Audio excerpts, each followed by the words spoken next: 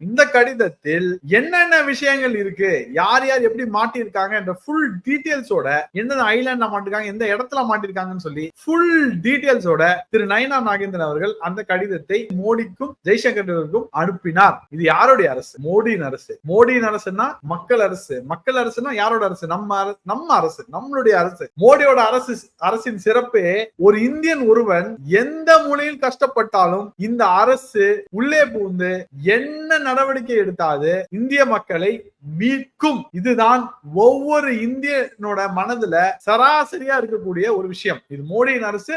மோடி நம்மள கைவிட மாட்டார். அதே போல மோடி இந்த முறையும் நம்ம தமிழக மீனவர்களை கைவிடவில்லை. 15 பேரையும் சூப்பர் எஃபர்ட்ஸ் சொல்லலாம். சூப்பர் எஃபர்ட்ஸ் அப்படின்னா அவுட் ஆஃப் த பாக்ஸ்ல போய் அங்க இருக்க இந்திய தூதரக வழியாக இந்த 15 மீனவர்களை முதல்ல ஈரானோட இந்திய தூதரக அழைச்சிட்டு வந்து கப்பல் மூலமாக ஈரான்ல இருந்து துபாய்க்கு அனுப்பிச்சு, துபாயில இருந்து பிளை பண்ணி டெல்லி வந்து, டெல்லியில இருந்து இந்த மீனவர்கள் சென்னை வந்து